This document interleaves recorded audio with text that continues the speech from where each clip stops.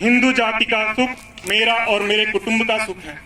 हिंदू जाति पर आने वाली विपत्ति हम सभी के लिए महासंकट है और हिंदू जाति का अपमान हम सभी का अपमान है। ऐसी आत्मीयता की वृत्ति हिंदू मात्र के रोम रोम में व्याप्त होनी चाहिए। यही राष्ट्र धर्म का मूल मंत्र है।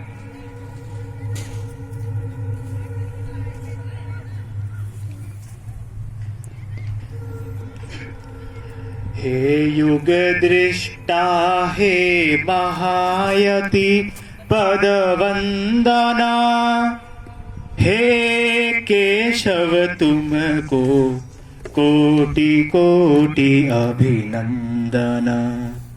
हे केशव तुमको कोटि कोटि अभिनंदना। हे महातिमिर के अंशुमाली, हे युग परिवर्तक चिर महान, हे शक्ति पुंज साहस अमोद पदवंदना पदवंदना। हे केशव तुमको कोटि कोटि अभिनंदना। हे केशव तुमको कोटि कोटि अभिनंदना।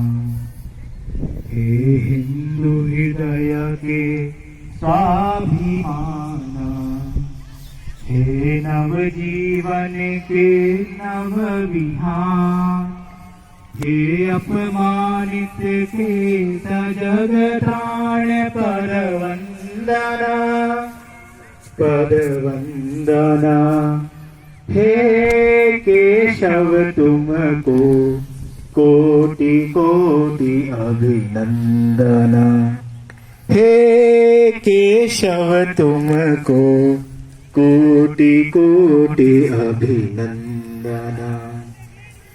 हे राष्ट्र तरीके कर्णधार, हे भारत माँ के मृदु दुलार, हे सत्य सिंधु हे वीरवती पदवंदना पदवंदना।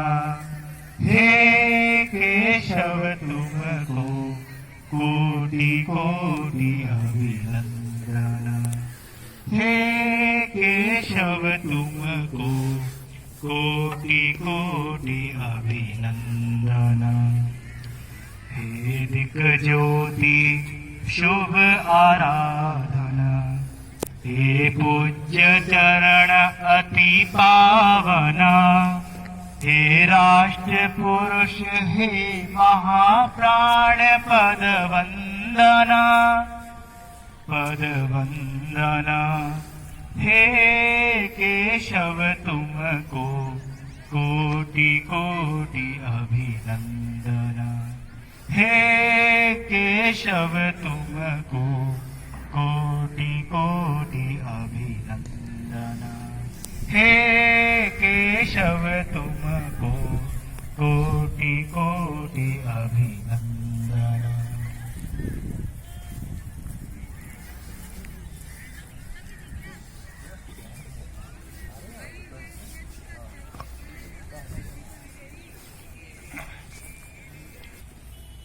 आज इस नववर्ष के उपलक्ष्य में यहाँ उपस्थित अपने पश्चिम क्षेत्र के माननीय क्षेत्रकार श्रीमान विजय जी, मंच पे उपस्थित अपने द्वितीय संचालक बंधु और आज कार्यक्रम के अध्यक्ष श्रीमान विपिन जी और इस हरिद्वार नगर के सभी ज्येष्ठ श्रेष्ठ स्वयंसेवक कार्यकर्ता गण। संघ प्रारंभ होने के बाद 1925 में संघ प्रारंभ हुआ, हम सब जानते हैं। उसके बाद अपने तभी से 6 उत्सव मनाने की परंपरा है। उन 6 उत्सवों में से एक ये वर्ष का पहला उत्सव, ये वर्ष प्रतिपदा के नाम से हम सब कार्यकर्ता इसको मनाते हैं। आज का जो दिन है वर्ष प्रतिपदा, सामान्य तो लोग जो अंग्रेजी साल होता है उसको बहुत लोग मनाते हैं, लेकिन अब समाज में बहुत लोगों के अब समाचार भी आते हैं, मैसेज भी आते हैं, इस नववर्ष के आते हैं। वास्तव में जो नववर्ष है यही अपना भारतीय नववर्ष है। एकदम कालगणना तो करोड़ों में जाती है, 1,97,00,000 कुछ हजार ऐसे कुछ है, यानी करोड़ों वर्षों से अपना हिंदू समाज ये है। जब कहते हैं कि सृष्टि की रचना कब हुई, तो हम सब जानते हैं ब्रह्मा जी ने सृष्टि की रचना करी, वो करोड़ों वर्ष पहले करी। बाकी जो कालगणनाएं हैं आज, अंग्रेजी कालगणना भी जो 2022 से है, ईस्वी है, जो मुस्लिम है वो भी 1400 कुछ ऐसे है, लेकिन अपनी कालगणना ये लाखों वर्ष पुरानी, करोड़ों वर्ष पुरानी कालगणना है। आज ही से अपना युगाब्द शुरू होता है। महाराजा युधिष्ठिर ने जब अपना राज्य ग्रहण किया तो आज ये युगाब्द 5178 ऐसा अपना 5124 ऐसे युगाब्द है, और विक्रम संवत 2089। तो विक्रमादित्य ने जब अपना राजपाट संभाला तब से वो विक्रम संवत अपना वो चलता है, तो ऐसे वो विक्रम संवत इसको हम मनाते हैं सब लोग। आज हम देखते हैं तो ये जो अपना नववर्ष है इसकी और भी बहुत विशेषताएं हैं, इसमें और भी बहुत सारे ऐसे विशेष काम हुए। भगवान श्री राम को जिनको हम मानते हैं, तो भगवान राम का भी राज्याभिषेक इस नववर्ष के पावन पद चैत्र शुक्ल पशुपति पद के दिन ही ये राज्याभिषेक हुआ था भगवान श्री राम का। उसके साथ साथ देखते हैं हम झूलेलाल जयंती भी अभी से प्रारंभ होती है, और महावीर जयंती भी शुरू होती है। अभी हम देखेंगे पहले उस समय जो नववर्ष होता है अंग्रेजों जो हम मनाते हैं, उस समय नववर्ष जो होता है हमारा, उसमें बहुत ठंडा होता है, दिन भी बहुत छोटे होते हैं उसमें। लेकिन अब दिन भी बड़े होते हैं, दिन भी गर्म होते हैं। उस समय बाहर कोई निकलना भी पसंद नहीं करता है, लेकिन इस समय का मौसम भी बहुत अच्छा होता है। हमने सबने देखा होगा जो पतझड़ है वो सब हो गया, और नए पत्ते नए कोमल अपने सारे हरियाली दिखाई देती है सब जगह। तो नया साल वास्तव में ये नया साल है। हम देखते हैं वैसे भी अगर बैंक के हिसाब से जाते हैं तो जो क्लोजिंग होती है, तो क्लोजिंग वो इसी दिन 31 मार्च तक क्लोजिंग होती है, उसके बाद नया साल अपना ये प्रारंभ होता है। तो ऐसे बहुत सारी ऐसी विशेष बातें इस चैत्र शुक्ल प्रतिपदा का जो दिन है ये, इससे बहुत सारी बातें जुड़ी हैं। और इससे महत्वपूर्ण बात जुड़ी है कि अपने जो संघ के संस्थापक थे डॉक्टर हेडगेवार जी, उनका भी जन्मदिन यही है। तो डॉक्टर हेडगेवार जी के जब हम विचार करते हैं, अभी जो गीत कराया वो गीत भी डॉक्टर हेडगेवार जी के ऊपर था। तो अगर डॉक्टर हेडगेवार जी का जन्म नहीं होता तो शायद हम संसद यहाँ नहीं होते, और आज संघ का जितना व्याप्त है पूरे देश में, इतना व्याप्त नहीं होता। तो ऐसे कहते हैं कि डॉक्टर हेडगेवार जी वो जन्मजात देशभक्त थे। उनका चैत्र शुक्ल प्रतिपदा को 1889 में जन्म हुआ, और वो जन्मजात देशभक्त थे। हम जो पुराने सोमसक उन्होंने बातें उनकी सुनी होंगी, लेकिन मैं देख रहा था अभी एक सोमसक दंड ऐसे पकड़ लेते, मैंने पहली बार आया, बोला हाँ मैं पहली बार आया हूं। ऐसे मैं हाथ खड़ा कर रहा हूं तो कई सोमसक ऐसे होंगे जो पहली बार आए होंगे यहाँ पर। तो जब डॉक्टर हेडगेवार जी के जीवन हम जाते हैं तो कहते हैं कि पूत के पैर पाले में दिखाई देते हैं। तो इसी प्रकार से डॉक्टर साहब का बच्चों का नाम केशव था, बलिराम के पिताजी का नाम था, और हेडगेवार उनका गोत्र था। तो जब छोटे ही थे बाल्यकाल में, तो एक एडवर्ड नाम के एक अधिकारी का जन्मदिन उनके मोहल्ले के लोग मना रहे थे, पटाखे वगैरह फोड़ने की तैयारी ऐसी कर रहे थे। तो मुझे लगता है वो 8 वर्ष के उस समय होंगे। तो उन्होंने कहा कि तुम किसके खुशी में पटाखे छोड़ रहे हैं? बोले आज जो अंग्रेज अधिकारी एडवर्ड है उसका जन्मदिन है, उसकी खुशी में छोड़ रहे हैं। तो उन्होंने सबको रोका, यानी नेतृत्व करने की क्षमता उनके अंदर, शुरू से नेतृत्व करने की क्षमता उनके अंदर ऐसी आ गई थी। उसके बाद थोड़े और होते हैं, कक्षा 6 में थे उस समय शायद वो, तो एक रानी विक्टोरिया का जन्मदिन मनाया जाता है, वो भी अंग्रेजी शासक थी। तो रानी विक्टोरिया का जन्मदिन में वहां पर स्कूल में मिठाई बांटी गई, लेकिन इन केशव ने, कक्षा 6 का बालक, तुरंत मिठाई के लिए कहता चलो मैं अच्छी लगती खाऊंगा इसको, लेकिन उन्होंने नहीं खाई और उसको उन्होंने कूड़ेदान में डाला। उनके भाई जो थे उन्होंने पूछा क्या हुआ केसर, जो वो आके घर में आए से वो करें लेट गए। बोले हम उसकी मिठाई खाएंगे जिन्होंने हमें गुलाम बना रखा है। उन्होंने देखी थी मिठाई कूड़ेदान में पड़ी है। यानी बाल्यकाल से ही इस प्रकार की भावना उनके अंदर उनके मन में थी। ऐसे और भी उदाहरण आते हैं। एक उदाहरण उनका आता है, जब वो अपने गुरुजी के यहाँ पढ़ने जाते थे तो पढ़ने जाने के बाद उनके एक किला था, वो किले में यूनियन जैक फहरता था, सीतावड़ी का किला। उस यूनियन जैक को उन्हें कहा यहाँ हमारा भगवा झंडा होना चाहिए, भगवा ध्वज हमारा होना चाहिए। तो उन्होंने उसको अपने दोस्तों को इकट्ठा कर कर और जो गुरुजी के जिससे पढ़ने जाते थे वहां की कुटिया से उनको सुरंग खोदनी उन्होंने शुरू करी। शाम को गए, रात भर सुरंग खोदी, सुबह उनके गुरुजी ने देखा कि तुम लोग क्या कर रहे हो, ये उनसे पूछा। उन्होंने ये सीतावड़ी जो किला है इसके ऊपर जो यूनियन जैक फहर रहा है, इसको यूनियन जैक को में उतार कर हम लोग यहाँ अपना भगवा झंडा, अपने देश का झंडा फहराएंगे। यानी इतने कम आयु में भी उनके अंदर देशभक्ति का भाव, उनके अंदर अपने देश के प्रति प्रेम, और अंग्रेजों ने जिन्हें हमें गुलाम बना रखा उनके प्रति इस प्रकार का भाव उनके अंदर शुरू से था। उससे हमारा देश गुलाम था। आज संघ शुरू हुए लगभग 97-98 वर्ष हो गए हैं। 1925 में संघ शुरू हुआ, लेकिन उनके जीवन का जब हम देखते हैं, जिनका आज जन्मदिन भी है, जिनके कारण से हम सब स्वयंसेवक बने और जिनके कारण से हम एक श्रेष्ठ काम सब लोग करते हैं, तो उनका बाल्यकाल का जीवन इस प्रकार का जीवन था। नेतृत्व करने की क्षमता मैंने जैसे कहा शुरू से ही थी उनके अंदर। तो जब वो पढ़ते थे तो एक इंस्ट्रक्शन करने के लिए, जो पैनल इंस्ट्रक्शन करने के लिए कॉलेज में आते हैं, तो एक आए हुए थे। तो उन्होंने एक ऐसी योजना बनाई कि हम सब लोग इनका जो स्वागत करेंगे वो वंदे मातरम से इनका स्वागत करेंगे। तो उन्होंने वंदे मातरम से स्वागत करने कहा। कैसे क्लास में प्रिंसिपल के साथ वो निरीक्षण करने वाले बंधु घुसे, तो घुसने के बाद पहली क्लास में सबने खड़े होकर वंदे मातरम बोला।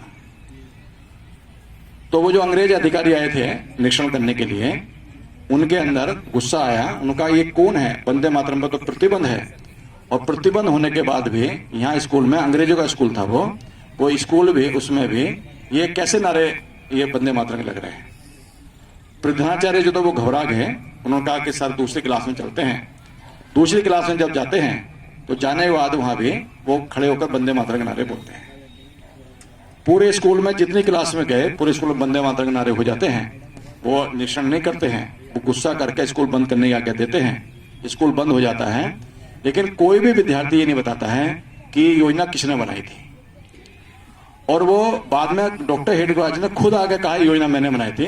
उनको वहां से क्लास से, स्कूल से निकाला जाता है, बाकी बच्चों की पढ़ाई शुरू होती है, वो दूसरे स्कूल में जाकर एडमिशन लेते हैं। यानी ऐसी शुरू से ही उनके अंदर, बाल्यकाल से ही ऐसी देशभक्ति की भावना, नेतृत्व करने की क्षमता उनके अंदर थी। और इसी प्रकार से जब उनका 1921 में वो चला, तो उसके बाद उन्होंने कोर्ट में भी खुद ही मुकदमा उन्होंने लड़ा, कोई वकील नहीं किया उन्होंने। और वो पहले कांग्रेस में थे। कांग्रेस में रहने के बाद उन्होंने जब 1925 में संघ की स्थापना क्यों करी, क्योंकि कांग्रेस ऐसी मंच पे बैठे थे वो, तो वहां देखा उन्होंने कि सब एक भगदड़ मच गई। तो भगदड़ मची, क्यों मची? तो उन्होंने सबसे जाकर पूछा उन्हें क्या हुआ था। बोले दूसरे भाग रहे थे इसलिए मैं भी भाग रहा हूं, दूसरा भाग रहा इसलिए मैं भी भाग रहा हूं। भागा, कई कई चोट भी लगी और कई लोग उसमें घायल भी हो गए। तो उन्होंने कहा कि इसका मतलब भीड़ का कोई मतलब नहीं है। तो उन्होंने विचार कर कर कि अपने देश में वहां तुष्टीकरण की नीति भी थी कांग्रेस को छोड़कर, उन्होंने, वो महाराष्ट्र प्रांत के मंत्री भी रहे वहां पर। और जब कलकत्ता पढ़ने के लिए गए उससे पहले, तो घर में बहुत गरीबी थी उनके। गरीबी इतनी थी कि कलकत्ता जब पढ़ने के लिए गए तो बेड पे सोने के लिए भी उनके पास पैसे नहीं थे। वो बेड के बीच में, जो दो छात्रों के बीच में जगह होती थी, उसके बीच में सोते थे। लेकिन उसके बाद भी कलकत्ता पढ़ने क्यों गए? क्योंकि कलकत्ता क्रांतिकारी का गढ़ था, इसलिए कलकत्ता पढ़ने के लिए गए। और उसको वहां पर उन्होंने, उनके पीछे एक जासूस लग गया, गुप्तचर लग गया, उसको भी उन्होंने यानी ऐसे ऐसे चकमा चकाया। एक बार टायर लेके वो ऐसे घुमाते घुमाते घुमाते घुमाते दूर ले गए। वो भी लगभग काफी 50 वर्ष से ऊपर की आयु का था, जो बोल जासूस था, गुप्तचर जो था वो, क्योंकि अंग्रेजों ने पहले से उनके पीछे लगा रखा था। तो जब टहल लेके लेते घूमते घूमते वो आगे निकल गए और एक पेड़ के नीचे जाके बैठकर उन्होंने भोजन का पैकेट खोला और खा के और फिर घूमते घूमते वापस आ गए। वो गुप्तचर ने कहा कि तुम केशव, तुम कहीं भी जाओ, मैं हाथ जोड़ता हूं, लेकिन तुम ये बता दो कहाँ जाते हो, कहाँ रहते हो, मैं तुम्हारे पीछे नहीं जाऊंगा। क्योंकि उनका शरीर ऐसा थक गया था, उनके पीछे जाते जाते देखते देखते कहाँ जा रहे हैं। तो ऐसे उनके अंदर शुरू से नेतृत्व करने की क्षमता ऐसी थी, बलवान ऐसे थे। यानी कि अगर ऐसे कोई हाथ मारता था, एक बार ऐसे हुआ तो सबके घुसे एक एक पड़े, सबके हाथ नीचे हो गए, लेकिन उनका हाथ ऐसे से ऐसे नहीं हुआ। गो भक्ति भी थे, एक बार वो छत से कूद के गाय बचाने के लिए। यानी ऐसे डॉक्टर साहब के जीवन हम देखेंगे तो पूरा जीवन उनका इस प्रकार से देशभक्ति के भाव से ओतप्रोत उनका जीवन था। तो उनका जन्मदिन आज सब लोग हम मनाते हैं। डॉक्टर हेडगेवार जी ने जब संघ शुरू किया 1925 में विजयदशमी के दिन, तो उन्होंने बहुत दूरदृष्टा थे। उन्होंने कोई गुरु नहीं माना अपना। अगर वो गुरु मानता तो आज शायद संघ यहां तक नहीं होता, क्योंकि गुरु के अंदर कोई भी दोष आ सकता है, कोई बीमारी आ सकती है, तो उन्हें सबको सामूहिक बैठाकर, वो कभी अपना अकेले निर्णय नहीं करते थे, अपनी टीम को पूर्व सबको बैठाकर निर्णय करते थे। और उन्होंने अपने परम पुत्र भगवत ध्वज को गुरु माना, जिसको हम सब लोग प्रार्थना भी करते हैं, सब सीखते हैं। ध्वज लगा तो पहले आके ध्वज प्रणाम करते हैं, बाद में अधिकारी प्रणाम करते हैं, जाते हैं तो पहले अधिकारी प्रणाम करते हैं, फिर ध्वज प्रणाम करते हैं। तो इसको परम पुत्र भगवत ध्वज को डॉक्टर हेडगेवार ने गुरु माना। और जब उन्होंने संघ शुरू किया शुरू में, तो पहले ही संघ का नाम राष्ट्रीय स्वयंसेवक संघ नहीं रखा। उसका नाम पहले उसको पूछा कि क्या नाम होगा, तो किसी ने कहा कि हिंदू के नाम पर रखना चाहिए। किसी ने कहा डॉक्टर हेडगेवार जी आपने संघ शुरू किया, आज तो कोई काम शुरू करता थोड़ा छोटा भी तो वो अपने नाम पर शुरू करता है। अपने संगठन रजिस्ट्रेशन में नहीं है, बाकी लोग पहले रजिस्ट्रेशन कराते, संगठन हो या ना हो। आज विश्व का सबसे बड़ा संगठन है, लेकिन उसकी आवश्यकता भी नहीं है, क्योंकि अपना पारिवारिक संगठन है। तो उसके लिए उन्होंने नाम भी बाद में आया राष्ट्रीय स्वयंसेवक संघ। उन्होंने कहा बैठेंगे, एक जगह इकट्ठे होंगे, है ना, बातचीत करेंगे। पहले जिम के रूप में उन्होंने खोला इस प्रकार के। तो ऐसे काम उन्होंने धीरे धीरे करके ही शुरू किया। डॉक्टर हेडगेवार जी ने 2 वाक्य बोले। एक वाक्य बोला कि भारत हिंदू राष्ट्र है। किसी ने कहा ऐसे कि कौन कहता है कि भारत हिंदू राष्ट्र है? उन्होंने कहा मैं डॉक्टर हेडगेवार जी ने कहता हूं कि भारत हिंदू राष्ट्र है। तो उन्होंने कहा कि अगर किसी के खेत में, गेहूं के खेत में अगर जौ की बाल उगाए तो इसको जौ का खेत नहीं कहते हैं, उसको गेहूं का खेती कहते हैं। इसी प्रकार से आदिकाल से रहने वाला हिंदू समाज है, इसलिए हिंदू राष्ट्र है। दूसरा उन्होंने कहा कि संगठन में शक्ति है, तो संगठन में शक्ति लिए बोलते तो बहुत लोग थे, और संगठन में शक्ति के लिए उन्होंने हमको एक तंत्र दिया और हमको एक सिस्टम दिया। वो तंत्र क्या दिया? क्योंकि संगठन भी 5 चीजों को लेकर बनता है। एक बनता है कि एक निश्चित समय पर मिलना, हम सब लोग शाखा में निश्चित समय पर मिलते हैं। दूसरा होता है निश्चित स्थान पर मिलना, यानी स्थान मतलब कहाँ मिलेंगे, सबका नाम है दयानंद शाखा, कृष्ण शाखा, ये शाखा पूरे देश में से लगभग 60,000 स्थानों पर 60,000 शाखा अपनी मिलन मंडली मिलाकर ऐसे लगती है। तीसरा होता है बिना भेदभाव के मिलना, यानी जाति का, क्षेत्र का, गरीबी का, अमीरी का, छोटे का, बड़े का कोई भेद ना हो तो संगठन बनता है। सामान्यतः मन में आ जाता है मैं कौन हूं, मैं तो ठाकुर हूं, मैं ब्राह्मण हूं, मैं हरिजन हूं, मैं वाल्मीकि हूं, ऐसे अहंकार आ जाते हैं। लेकिन डॉक्टर हेडगेवार ने कहा कि संगठन तभी बनेगा तब किसी के अंदर इस प्रकार का भेद नहीं होगा। तो इसलिए उन्होंने किसी जाति के नाम पर नहीं रखा। वो किसी जाति के नाम पर रख सकते थे, वो किसी एक विशेष किसी को रख सकते थे, उसके नाम पर नहीं रखा।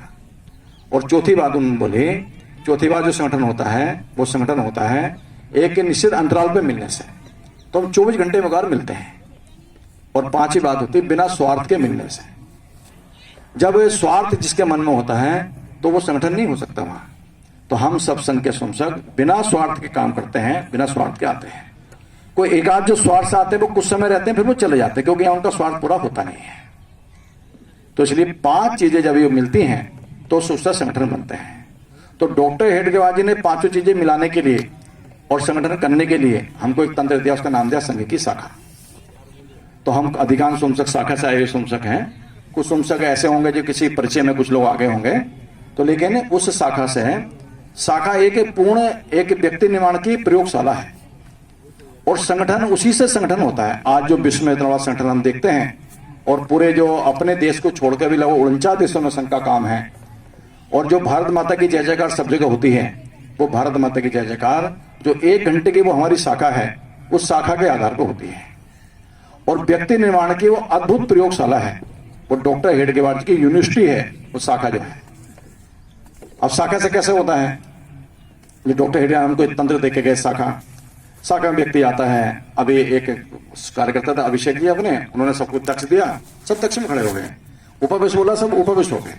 यानी एक ही आज्ञा पर हम, कोई प्रोफेसर है यहाँ, कोई यहाँ डीन है, कोई डॉक्टर है, कोई व्यापारी है, कोई विद्यार्थी है, हम सब प्रकार के कार्य संग यहाँ बैठे हैं।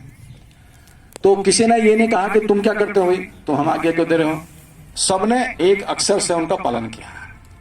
तो अपने अंदर जो अहंकार होता है, अपने अंदर जो एक भाव ऐसा होता है कि मैं ये हूं, मैं ये हूं, ये आके यहाँ स्वाभाविक रूप से समाप्त हो जाता है, जो व्यक्ति के अंदर बहुत बड़ी इस समस्या का कारण है, समस्या अहंकार। तो संघ की शाखा में आकर ठीक होता है। दूसरा यहाँ के अपना अनुशासन आता है। अभी केवल बोल मैं रहा हूं, सब लोग सुन रहे हैं, मुझसे अच्छा आप लोग बहुत सारे आगे बोल सकते हैं, तो लेकिन फिर भी हम सोच से सुन रहे हैं। तो संघ में आकर, शाखा में आकर हमारे अंदर स्वाभाविक रूप से अनुशासन आता जाता है। जो अनुशासन हमारे देश में, अनुशासन की कमी के कारण से हमारे देश की स्थिति कुछ ऐसी रहती है। जहां जहां अनुशासन रहता है वहां वहां देश वो उन्नति करते हैं, वो आगे बढ़ते हैं। उसके साथ साथ हमारे अंदर धैर्य भी आता है। हमारे घर में कोई काम होगा तब भी हम यहाँ बैठे हैं, कोई हमें फोन कर रहा होगा तो हम फोन सुनेंगे नहीं, हम उसको साइलेंट कर देंगे या उसको स्विच ऑफ कर देंगे। हमारे अंदर धैर्य भी आता है। नहीं तो मन में तुरंत आता है फोन में क्या है, आजकल तुरंत फोन निकाल के देखते हैं क्या है इसमें, ऐसे देखते हैं। लेकिन मुझे पक्का विश्वास है आप लोग कोई भी इतना धैर्य संशय होने के नाते धैर्य पक्का होगा आपके अंदर, कोई फोन भी आप लोगों ने नहीं देखेंगे, कोई चलते चलते फोटो भी नहीं खींचेंगे। कोई अभी संचालन यहाँ से होगा कि आज तो बढ़िया है, हमारी इतनी संख्या है, चलते चलते सेल्फी ले लेता हूँ, तो सेल्फी हम नहीं लेंगे, क्योंकि हमारे शाखा में आते आते हमारे अंदर इस प्रकार का अनुशासन ये आ जाता है। हम अंदर साहस आता है। साहस कहीं भी शाखा में वो चीजें मिलती हैं जो मार्केट में करोड़ रुपए खर्च करने से भी नहीं मिलती हैं। कोई कहे मेरा बच्चा है, इस बच्चे के अंदर साहस लाना है, 1 करोड़ रुपए है, लाओ साहस मार्केट से खरीद कर लाओ, इनको दे दो साहस, नहीं दे सकता। लेकिन संघ की शाखा में आकर जब वो जाता है कबड्डी कबड्डी खेलने जाता है, 7 8 9 उधर होते हैं, एक को मार के अपने पाला मार के गिरता है, तो उसको मतलब उसके अंदर साहस आता है। मैं 7 से 9 से अकेला लड़के आ सकता हूं। आपने पाकिस्तान में जब अपने पाकिस्तान का भारत का युद्ध, हमारे भारत की पेटियां पाकिस्तान में जाके गिर गई, सेना के लोग उठा के नहीं लाए वहां से, अपने संसद को बुलाया, उनको थोड़ी ट्रेनिंग दी, वो ऐसे रेंगते रेंगते गए, पीठ के ऊपर पेटी उठाकर अपनी सीमा में लेकर आए। ये कहां से आता है? ये डॉक्टर हेडगेवार जी ने जो हमको 1 घंटे का तंत्र दिया शाखा, उससे आता है। उसके साथ साथ हमको उस शाखा से हमको धैर्य, साहस, हिम्मत, सब आती है। हमारे अंदर एक सामूहिक